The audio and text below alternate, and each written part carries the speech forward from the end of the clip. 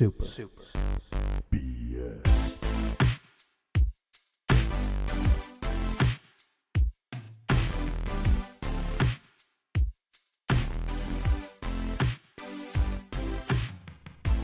Welcome. This is Brank from Super BS. Today I got something special. We're interviewing Moritz Wagner from Me Games. And you here, my bud? Hey, yeah, nice to be here. And if I just butchered that pronunciation, is it Me or is it Me? It's me. It's fine. You did it. How did you did well. come up with that name? It was like the studio was founded from people who studied together in university, and we already chose that name there. And it basically was always about us crying, complaining about the program crashing, or this doesn't work, and it's like me, you know, the crying sound. And our logo is a crying girl as well, called Mimi. Wow, that's yeah. So that's where it came from, and it was started as a joke basically, and we did it as a project name during studies, not as a company name, but it just stuck with us and we liked it and people respond to it, so we kept it. Well, I like it. I just was wondering, I was like, maybe it has some really big background meaning that I didn't pick up on. Well, anyways, Moritz, since from Me, how long have you been in the gaming industry? I put that in quotes just because it's such a weird thing nowadays. Yeah, I think if you count my studies as well, it will be 9 years now. Otherwise, we started the company after studying directly, so that's 6-7 years of professional game development now. Wow, man, that's actually a good chunk of time. What were you doing before Me? So I was, during my school time, I was a semi-professional Warcraft 3 player. I did a lot of esports, but I mean, that's over 10 years ago, so esports was different then. It wasn't the huge thing it is now, where everybody says, yeah, this is the future, we're gonna spend a lot of money. You still could make money, but in order to actually really live from it, like pay your rent and all that, you would have to be one of the top 5 guys in the world, or maybe 15 guys in the world. So yeah, I made my money, but I lived at my parents' house and was at school, so I didn't need to pay rent. So yeah, I was esports player back then.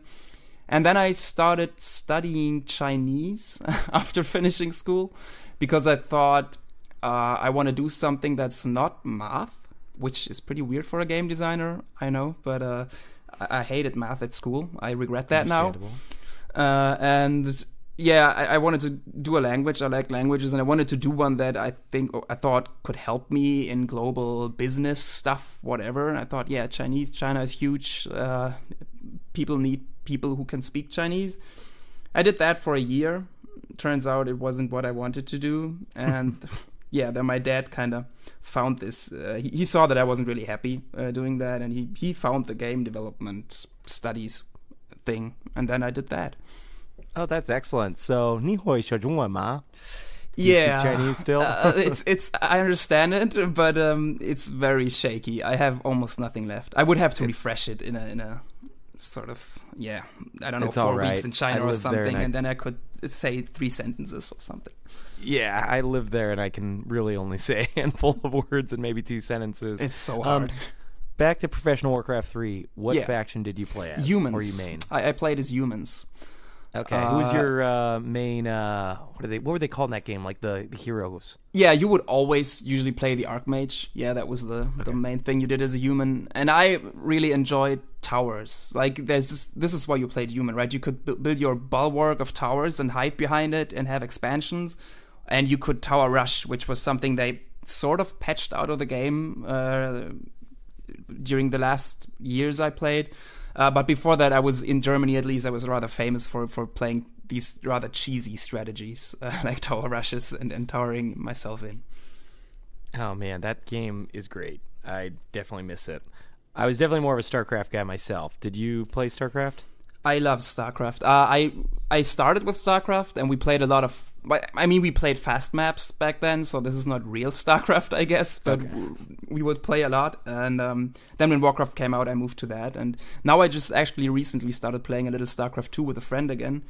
But it's weird that once you've been, or at least for me, once I've been that good at an RTS, at a Blizzard RTS, I should say, because they're all very similar in a way, I can't just play them for fun anymore, right? If I play StarCraft 2 now, I get frustrated really hard and fast because I realize that I'm very, very bad, and how how much I would have to play to be as good as I expect to be.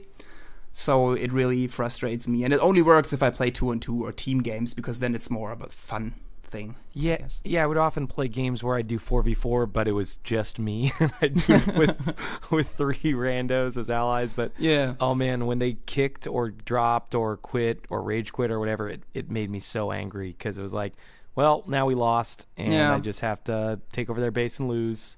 I think that a big part of why, for me at least, I'm too old for these kind of games, for these hardcore competitive games like StarCraft, Warcraft, StarCraft 2. They are like, every little mistake you make is so hard, and you only have yourself to blame. It's not like if you're playing Dota or League of Legends or something, there's 5 people in the team. You can always blame someone else for losing. you make a mistake, but you still, we lost because that guy fucked up on this lane or something. And you can always do that. But if you're playing Warcraft 3, you can't. You just lost yourself. And that means you have to put all the work in, and you can't just win a match because somebody else did great, right? I mean, maybe you didn't play that well, but you win a match because the other people in your team played well. That doesn't work in these one-on-one games, and they are so hardcore competitive, and they frustrate me a lot due to this, because I don't have the time and energy to put in that anymore. Oh yeah, man, playing the game for like probably 6 to 10 hours a day just to get good does not sound fun. It is sort of, but I just can't do it anymore. It's just too old. I totally understand. So before there's a game why I brought you talking about, I don't want to bring it up yet, but before you made that game, you made a game called Last Tinker, City of Colors. And I was curious what you guys thought about that. I know it was a PS4 PC exclusive about 2014 era? So we started that during our studies as sort of, so basically the game is a third-person action-adventure thing, and it has a very handcrafted look, like it's this 3D world made of paper, papier-mâché. It's very colorful. It looks like a children's book in a way. It's very beautiful, I still think. It is. Yeah, we made that during our studies. We started it, and it was sort of this thing that we wanted to make look especially cool so we could get a job after studying, basically. We did never plan to make this a whole game. And then we sent it to award shows in Germany, and people in the industry started seeing it, and they started encouraging us that we should make a company and make The Last Tinker. And so we did, and we got a publishing deal with Unity Games back then. And so this happened, and we then worked like 18 months or something, I don't remember the exact time, on that game, made it for PC, released it. It's made $1 billion. Yeah, now we're rich, and now we're just doing this stuff for fun. No, we actually didn't make any money from it, basically. It's a huge flop compared to the production cost. But that was... there's a lot of factors in that, right? I mean, there's marketing. We had a lot of bad luck during our launch weekend, stuff like that. I still think it's a fun game. It's a unique and cool game in a way. It has a lot of flaws, but I think that's very expected if you're a team of like 9 people coming straight from your studies. Nobody knows anything about real game development, and then you just start making a game like that. I mean, we knew some stuff, but if you look back at it, the guy who signed us, he's awesome, but I wouldn't have signed us, I guess. It's a miracle it turned out good.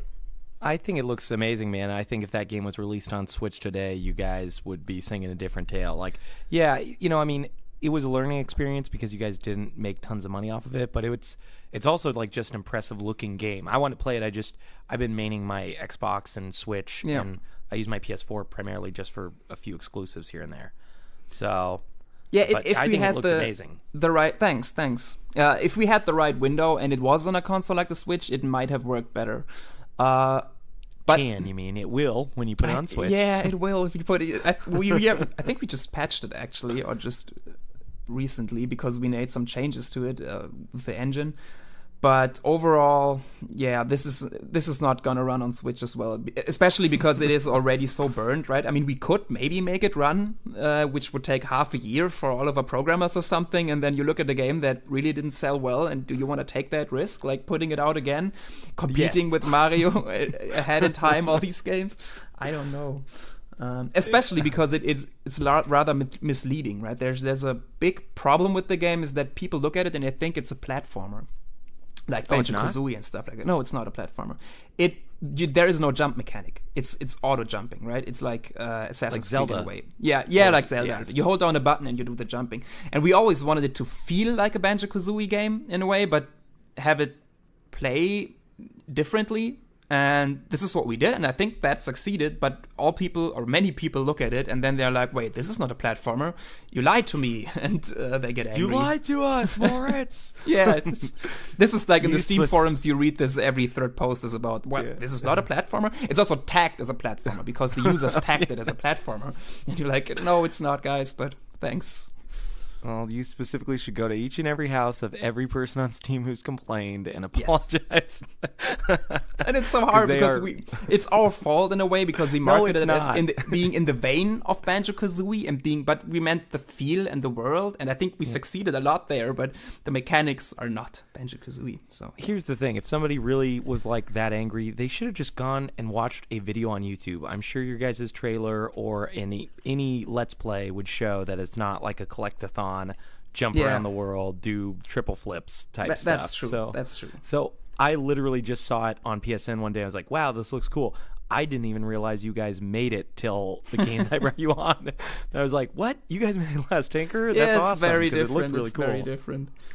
Yeah. Anyways, I brought you on to talk about the game that you released, I guess, 2 years ago now. But last year on console, Shadow Tactics: Blades of the Shogun. If you don't mind, tell me a little bit about it. Yes. So Shadow Tactics is a real-time tactical stealth game. Great genre. It's sort of a top-down game where you control, looking like a strategy game from an isometric perspective, sort of. And you're controlling 2 to 5 characters on huge maps, and you kind of stealth your way through there. And you can basically, there's a lot of guards patrolling around, and you can look at their vision, which is key to the to the game. You can see their vision cone, and then kind of play around that. And each of your characters has a set of different skills that really make them feel very different and have their own personalities and their own play style. And so you kind of have to use these skills in combinations as the game progresses, in even harder combinations, to get through it. And you will die a lot, you will fail a lot, because the game is very, very hard. It's really a hardcore stealth game, but it's still a lot of fun, I think.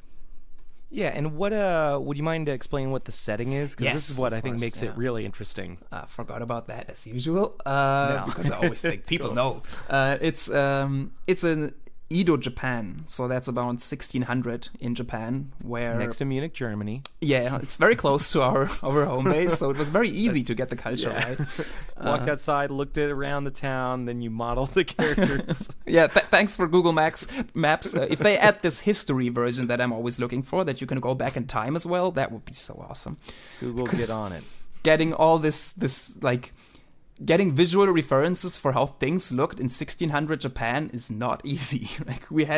There's this one huge fight we had in the studio, which was going on for a long, long time, and it was about, do they have wagons with 2 wheels or 4 wheels? Which existed? Which one did they use mostly? Because we have these models of 4-wheeled wagons, but we were doubting that they actually had that at some point or used it. So yeah, this is the sort of stuff that you obsess over. What did they have 2 wheels or 4 wheels? I do not know. I think they had both, and we have both in the game, and I frankly don't care anymore. It was something with, especially one artist, we always make fun of it because it's a joke we all share. He was always against the 4-wheeled wagons. Shout outs to Jem. But yeah, it's just a fun story we have now.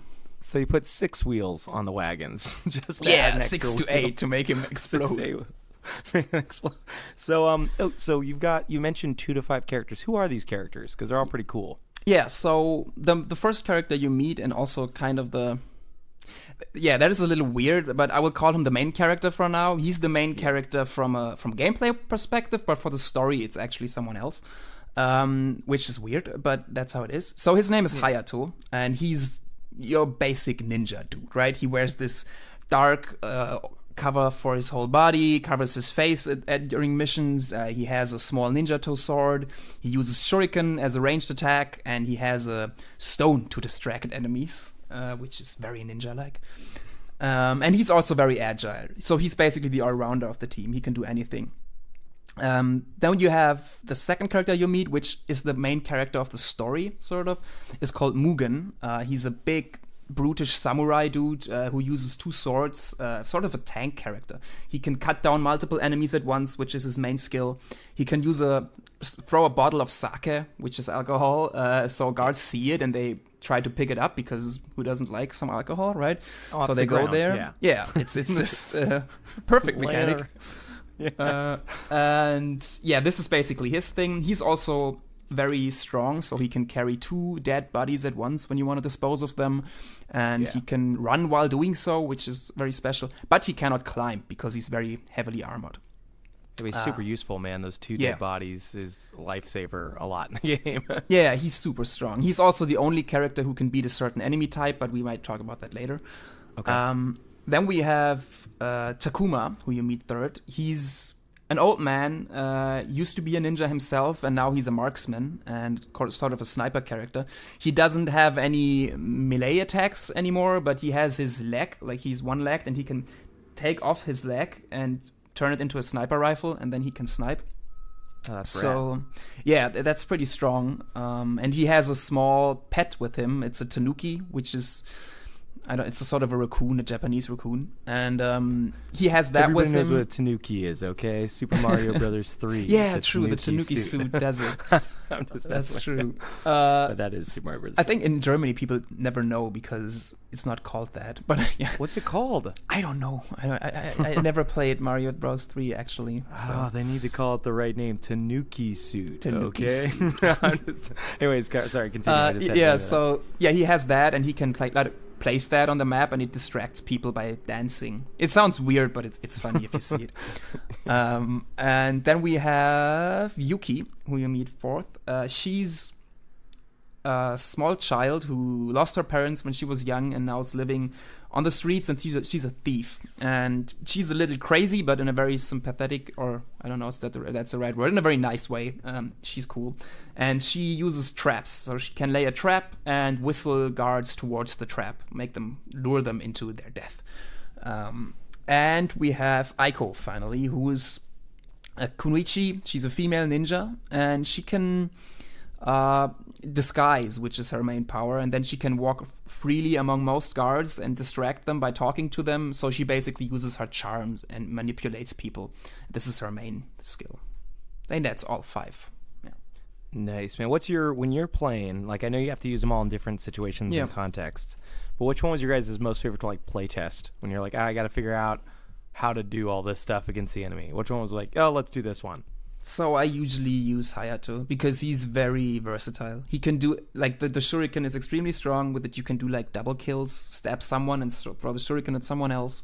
And that's the stone, awesome. While it doesn't seem very exciting because you throw it and people look in the direction, it is one of the strongest distractions because it's very efficient. It's very fast, quick, and you can get the stuff done you want to. You don't have to set up a lot. But which we always have to use most when actually testing stuff is Yuki, because many of the setups have to be balanced in a way that her whistle doesn't break it. So we have to use her a lot. Oh, man. Anything with whistles and, like, dragging guards over, I imagine, was like, we got to make sure she can't bring someone over from halfway across the map. Yeah, especially, like, you're building this one setup and there's this one guard standing there and you don't want him to get whistled from the safe spot she's in, so you move him 2 meters or centimeters at some point in this direction and the other one in this, and you did a lot of that pixel perfect moving of guards and cover, so you can balance her out. Nice.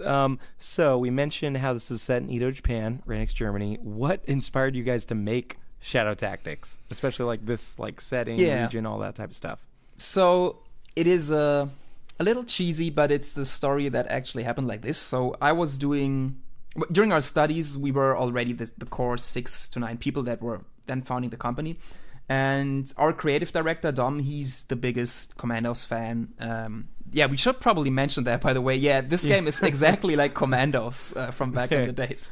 Which is an amazing game. Yeah, Commandos was awesome, and this is our inspiration. So we thought we want to make a new Commandos game set in Edo, Japan. Basically, we wanted to make a ninja Commandos game. That was the pitch. And we came to that idea because it's one of his favorite game series and genres of all time, and the genre just died like 10 years ago. No more games were released. And so we were walking down the hallway, and during that time, I was doing ninja rap videos, which sounds weird as well, but I was doing some rap stuff, and I was dressing up as a ninja in a very trashy way, like old Eastern movies, but it's just horribly bad, right? But it's fun. So totally normal. Yeah, totally normal stuff. And he knew that, and we were walking down the corridor, and then we were just talking. He was talking about the videos, and then he just was like, why isn't there a ninja game with commandos mechanics? Because it's his favorite genre, and all of the games that have been there previously do not really feel like stealth games from their setting, right? I mean, you have World War II, which it makes sense that you have commandos sneaking behind enemy lines, but the World War is not something you think of if you think of stealth. And Desperados is a series about Western cowboys. I mean, this is about shooting, right? Nobody thinks of stealthy cowboys. And you're not thinking of stealthy cowboys slowly creeping on their horses into the town. Yeah, it's classic. Tiptoeing. Yeah, you know that picture, right? Every movie starts like that. So no, this was weird. So we kind of thought that there had to be this game with a setting that just screamed stealth. Ninjas do that. They're like, yeah, it's ninjas. Of course it's stealth. So that's how it came to be. And we didn't really know how historically accurate it had to be, right? I mean, this was very early, so there wasn't any idea of how the game would look like. And during development, it then turned out that we would actually try to be very, or let's say, as historically accurate as we can without butchering anything. So, yeah. Yeah, when did you guys start working on it? We mentioned earlier that you finished Last Tinker in about like 2014. When did you guys start work on this game? So we had an early vision of it, an early pitch directly after The Last Tinker, but that was for a mobile version. And we pitched that around, and it turned into this one in the end. And we really started working on it in December of 2014, I think. Yeah, December 2014, and then we worked 2015 and 2016 on it. Yeah. That's crazy. You guys got that whole game made in 2 years? Yeah, a little less, like 21 months. But yeah, it was a lot of work, but I think it paid off. Yeah. You mentioned mobile. So Yes. You guys have some experience with mobile games? Yeah, between The Last Tinker and Shadow Tactics, and also before that, we made some mobile games, usually contract work to kind of keep the studio going and pay the bills. But we also had that was during our studies. Some guys, like Dominic, the creative director, he made this prototype for one of our assignments that was about moving a balloon around. And that turned into an iOS game called Da Vinci, which they actually made during our studies after coming home from university each night. And they released that to the App Store. That was pretty early. That was iPad 1 days. And yeah, that was... Yeah, back then iPads were... Yeah, whatever. I don't want to go down that road. But they did that thing and released it, and it did okay, I think. And then at some point, Apple called and said, yeah, so you're nominated for these Apple Design Award thing, the student category. And we're like, okay, wow. They invited us over, and so we went there, and we won the Apple Design Award, and that helped a lot. Like, that helped us make deals and kind of push the company forward. And that was kind of the ground thing we had going. That's awesome, man. That's really cool. So how big is your team now? The team that worked on Shadow Tactics? On Shadow Tactics, we were 15 total. This includes, I hope I'm not saying, but I think this includes the sound guys as well, we always work with the same sound guys, but they are not like employees. They are freelancers. Okay. And yeah, also the 1 or 2 people we have keeping the studio running, that was about 15, and now we are 20. Oh, okay. Wow, man. That's a very kind of manageable team size. Yeah, it is. I think it's very important to how our studio operates and how we make our games. If we saw that adding these 5 people alone, it adds a lot of overhead and kind of changes it, and we do not want to grow above 25 people, so it gets very, very hard to manage. We like to have short ways and just talk to someone and get stuff done quickly. Don't do too many meetings and stuff like that. Well, what you guys are doing, it's going well, man, because I don't know if you guys read, but once Shadow Tactics came out, it came out with like tons of crazy positive press from the Destructoid review, the Kotaku articles, all over the place, man. What do you guys think about that stuff? Did you get a chance to read it? Yeah, of course. We did nothing else. But like, I'm still anything about positive reviews? Yeah, I'm still googling Shadow Tactics in the last 24 hours every day, and it's like 2 years later now. So I know everything. I think probably not, but a lot, and I think that's normal for most game devs. Yeah, we were blown away. We at some point realized that the game is going to be good. But you never know how good it is going to be, and especially how well it's going to be received, because you can make a great game and people are like, I don't know. So yeah, it's not for me or something. And this one really, and we always were afraid, especially because we made this game in a genre that was dead, right? And you always question yourself. You're like, well, maybe it's dead for a reason. Maybe just nobody wants to play it anymore. And then we released the game and we realized, okay, people do want to play it anymore. And we actually saw why it died. The genre died of different reasons. It was not that nobody wanted to play it. They just didn't make it the way they wanted to play it anymore. And we did that. And so, yeah, the reviews, it was crazy. Like, it still is crazy. If I read the Steam reviews and all that, it makes us so happy. What was the coolest review? The one that you like read and you're like, whoa, this is cool, and you came into the office and like you shared it. I'm sure you had a few of those, but what was like one of the more memorable ones? Or you can tell me a few. So there is a lot of funny reviews on Steam, like user reviews. I think my favorite one is someone who played the game for 100 hours and 105 hours or something, and it's a negative review, and it's only one line, and it reads, "Just like Flappy Bird." I was like, okay, I guess. So this is one of my favorite reviews of all time.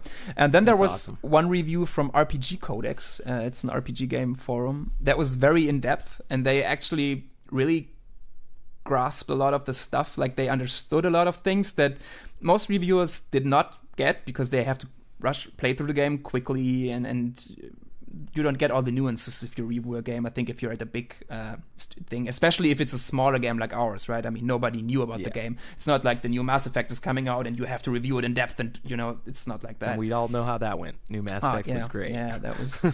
I think I heard it wasn't that bad, actually, just a big shitstorm. But yeah, I didn't play it, so I don't know. I think I didn't either. This one and.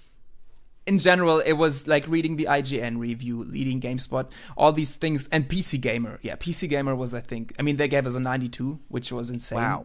And that was PC. I think my favorite ones were PC Gamer, Rock Paper Shotgun, IGN, because I just consume it myself all the time. It was great having that review on there.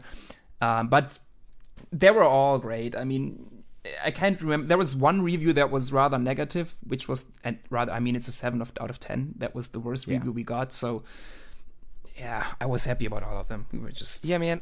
When I saw Destructoid gave you an 8.5, I want to say it was, like, they are super negative. Most reviews I read from them, they have a few, like, positive reviews, but I feel like I'm mainly reading, like, oh, this isn't great, don't play this.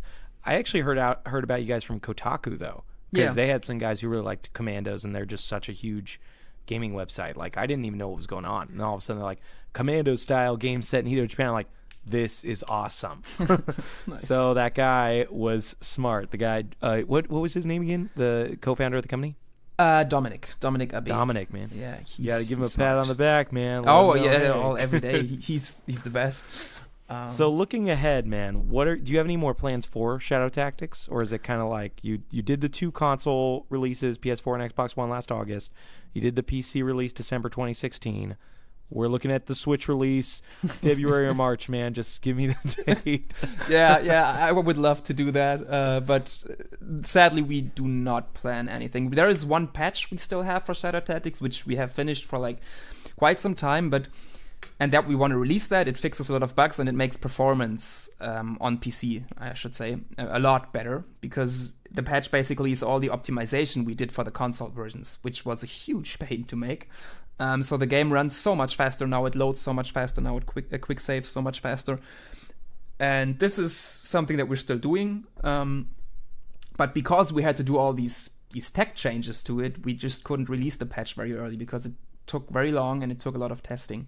But this is going to be coming soon. I cannot say a date because then I would lie, maybe. And the Switch version, I mean, we'd love to do it, but it just... We had a really hard time getting it run on PS4 and Xbox One, and the Switch is not as strong as those consoles. So we'd love to do it, but we just can't. And that's basically all for Shadow Tactics. We're working on a new game for about a year now already, so we're hard in production on that. And as we said before, we are like 20 people. We can't have 2 projects running at the same time right now. Just not enough manpower. Yeah, you mentioned quick saving and loading. Like, that's a super important part of modern gaming that I feel like it's thrown to the wayside in terms of, like, for better graphics or whatever, higher frames per second. But how did you guys get such quick, like, I think your load times are, like, under a minute or something like that on console even? They're like 10 seconds or something, or even less. That's 3 to 4 seconds sometimes. That's crazy. I know there's the original load times kind of long when you load into the map. That is something that is also, for the PC version at least, fixed now, or a lot better. So I don't know the technical details because I'm not a programmer. Dominic actually did the save system, or Dom. He's not only the creative director, but he used to be the tech lead as well, which he's not anymore because that was just too much work.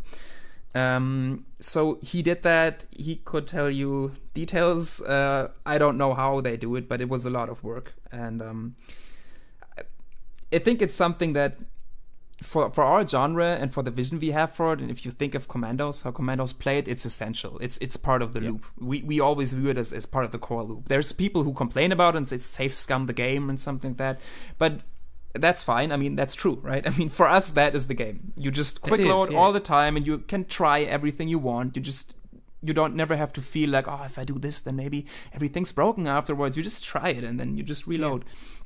And for that, it was very important to have the fast quick save times.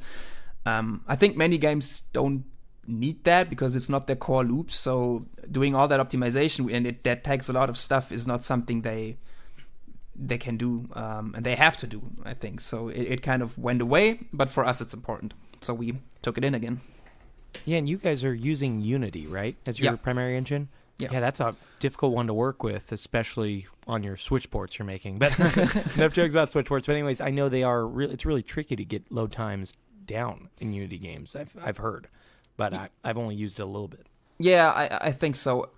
I don't know if that particular thing is big in Unity because, as I said, I'm not a programmer, but I know it was a big problem in general. I think that, but doing what we would have done would have been a big problem anyway, because it's also not like if you do, for example, in Last Tinker or in most console games, for example, they don't have to do a real save. Like they don't have to save everything in the game, right? They just, if you load a game, they will just reset the enemies, for example. Usually in big games, you cannot save during combat. And one of the big reasons, at least I think so, is because they would have to save, like, is the enemy having his sword and when he's going to hit you in the next second or not? They just reset the enemy and he's back there and then he just starts reacting to you again if you load. For our game, that wouldn't work. Like, you save and everything is the same. Like, you will get seen in exactly the same way. Every guard on the whole map is saved. Every position is saved. Everywhere where he looks is saved. So we basically just save the whole thing. And that's something people don't do usually. So getting that done was a big challenge. And we also, like, Dominic, we visited a conference in Barcelona, a game conference, and Pyro Studios, who made Commandos, they are from Spain. And the guy who's the creative or the director of Commandos 1 and 2, called Gonzo, he invited us there basically because he played Shadow Tactics and thought it was great. And so we went there and we talked to him, and we also talked to one of the programmers, and he was the one doing the save system in Commandos. And Dom was always like, man, I don't know if I'm doing this right. There has to be a way, right? All these clever people, they have to know how to write the perfect save system. He talks to that guy, and basically they did it the same way we did, and it was also extremely hard. And well, I mean, it's worth it, man, because to be able to save, like you said, if you guys would have chosen an auto-saving system, I think that game wouldn't be half as good as it is today. So, thanks. Yeah, that's true. You guys did such an excellent job. I mean, we could probably talk about Shadow Tactics for like an hour longer, but to move ahead, outside of Shadow Tactics, if you have time or have been playing any games recently, what's something that you recently played that you liked from, like, let's say 2017? I know it's 2018, but I'm sure you've been busy this year. So the favorite game for me, there's two which really stood out. It was Prey. Prey is, for me, one of the best games I have ever played. Great load times. Yeah, they have long load times as well, but for me, that didn't really do anything to it. It's incredible. I love the immersive sim genre, so and it's the best one that's been made so far, I think, personally. Did you beat it? Yeah, of course. Yeah. Okay, because see, I got to the part where, and this is a spoiler, but we're not talking about Prey anyways here, but the military comes. That's all I'll say. And literally, at that point, you just need to keep going through the space station. Yeah. And there's constant load times. And I was like, nah. Yeah, that is. I would sometimes you just walk down a corridor and then you load, and then you make a turn left and you load again. That happens then. Yeah, but the simple fact that you actually can walk through the space station and just it's a real place and you can fly around it and you enter right there and you enter, it's so different from many games I've played. It's insanely good and I love it. I just love it. So this reminded me of the first BioShock. I played the first BioShock. I mean, I think it's better. Yeah, I think so as well. BioShock is good, but Prey is very, very much better. I think many people compare to System Shock, but I didn't play System Shock, so I didn't either. Because they also had the space station thing, and you have this one station you have to go over again. But it's so cool. Great idea. That's great. And you mentioned a second game. Yes, that would be What Remains of Edith Finch, which is just a masterpiece, I think. Did you play Gone Home? I did not, actually. I started at some point, but now I think it's just too late because I know everything about the game there is to know. You hear so much about it. I listen to the podcast that Steve Gaynor does a lot, so he talks about it there a lot, and it's just... I don't think it would be the same for me to just know everything about the game and then play it. But... you should play it, but if you know the story now, it loses a lot of its appeal because I didn't know what I was getting into. It's amazing, but... What did you like about What Remains of Edith Finch? I enjoyed the game as well a lot, too. What I really liked was that, for me at least, it is the first game to really, in some of the small vignettes they have in there, kind of manages to capture, to combine story and gameplay. Like, they make you feel a certain way through the controls and through the thing that you're playing, and you kind of are aligned emotionally with the character that you're playing. And this is something that is very, very hard to do, right? I mean, the worst example for this would be the press A to pay respects thing or something from Battlefield or what that was. Call of Duty. Call of Duty, yeah. This is kind of the complete different thing, right? There's no alignment there. You're just, I press the button, I guess. And with Edith Finch, you're in these things and they're perfectly crafted and you just play this thing and it just pulls you in and you feel the way you're supposed to feel, and this is something that only a game can do, I think. So it tells stories in a way that a movie couldn't. They could tell the same story, but it would be different and it would feel different. Same thing with a book. This is one of the few games that actually manages to tell a story through gameplay mechanics in a way that only a game can, and that's why I just love it. Oh, man, it really is amazing. I would say the brother story, the one where you're trapping fish, is probably one of the best stories in that game. Especially, from that point I mentioned with how the mechanics and the visuals and everything works together, that is my favorite as well. It's great. And there was a third game that I just now thinking of it, that I played a lot. It was Destiny 2, actually. Really? Yeah. Did you get your light level up to max or whatever, 300? Yeah, at 299, I think. I stopped right before the... But we did at the company, we had some people... We did our clan and we beat the raid and we had a lot of fun there. It's stopped now. We haven't played for quite some time, but in the beginning, it was just the perfect game to just come home from work, chill out, and shoot some headshots and talk.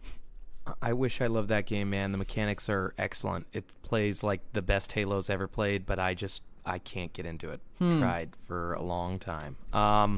Anyways, I don't want to go off about Destiny 2 very much.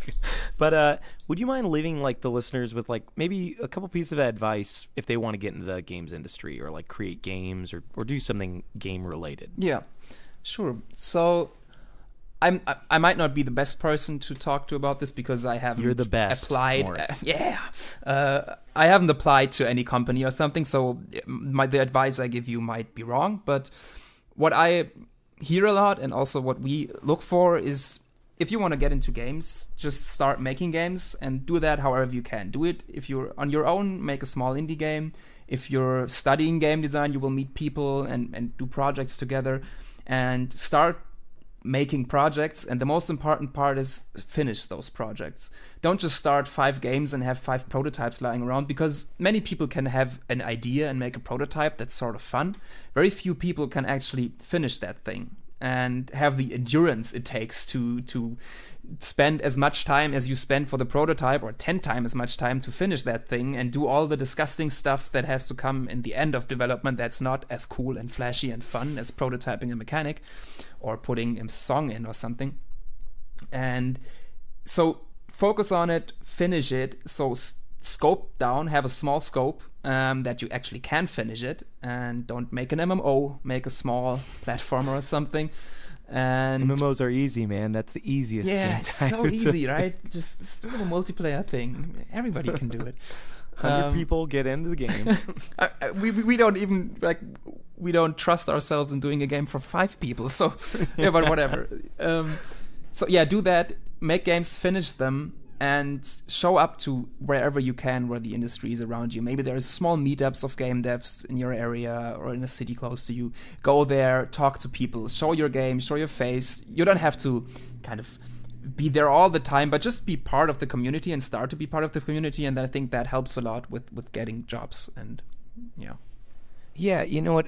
I brought a few guests on before you, and the common refrain I've heard is finish something. Like, a lot of people say, like, start something, but make sure you finish it. And I think that's a really good piece of advice you give to everyone. I think everybody can start making stuff. I've started making a lot of things in Unity, but finishing something seems to be like the most essential part of making the game. Yeah, it is. And you don't have to finish everything, right? I mean, you can start some goofy idea and you just say, no, I'm not going to finish that.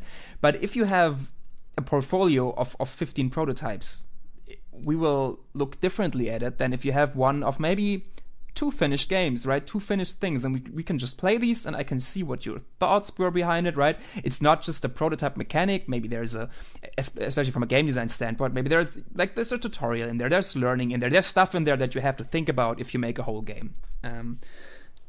Or maybe you just left all of that out, but you can do that if you have a reason for it. So still make a whole game and not just a prototype where I don't know why you do what you do. Wait, so you want a game where there's no explanation, Minecraft-like, if you will. Yeah, I love it, but just make a very complex game with no explanation and then send it to us in an application. That's perfect. We love that. I'm sure people love that. They can't wait to play that when they're hiring someone. Well, we're going to head out pretty soon, but I want you to get a proper chance to, give out your Twitter, tell people where they can find the game, all that type of jazz, man. Yeah. Plug anything you want. Thanks. So you should do 2 things. First, you should play Shadow Tactics and then buy it. You can play a demo because we actually have a demo on the consoles and on Steam. And you can play the first 1 level completely and the second one a part of it. And you also take your progress to the next if you buy the game, so you don't have to replay stuff. So do that. And the second one is, if you're interested in, maybe you like Shadow Tactics and you want to know more about what we're going to do in the future, because our next game is going to be similar to Shadow Tactics, you should follow our mailing list. Now, I don't know where that works. You have to Google it. That's like the best pitch ever. Follow our spam email list and Google it. But there's no spam on it. Yeah, there's no spam. We just really, there's news about our new projects and new betas. If you want to sign up for a beta or something, that's all coming there, and there's no spam at all. No unnecessary information. Find out, I think you can find that on our homepage, which is mimimi.games. And there should be a link to that. And yeah, the Twitter handle. For your mailing list right now, man, so we can give them the. Okay, I think it's all you do is mimimi.games, and then halfway down the page, you just type in your email and hit sign up. Yeah. So there's no actual, you don't send them an email or something. Just go to mimimi.games. Yeah. And look at the picture of the dog. At the bottom. There's a dog right there on the front, okay? That's Link. That's Link. He's the best.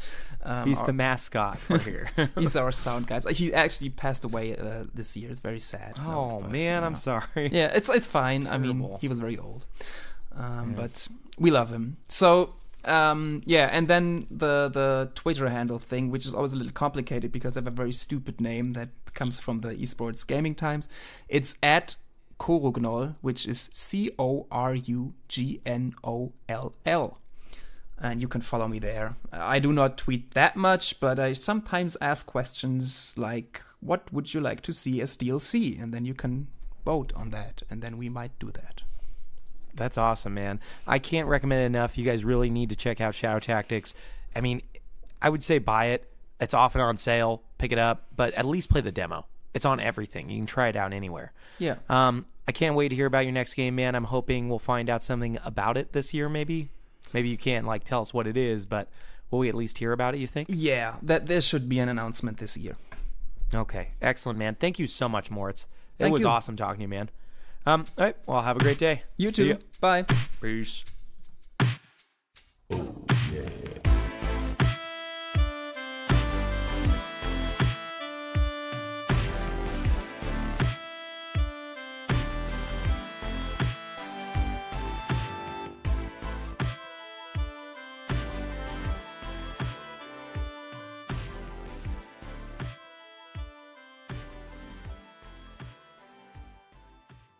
That's to us people that can feel things. It hurts.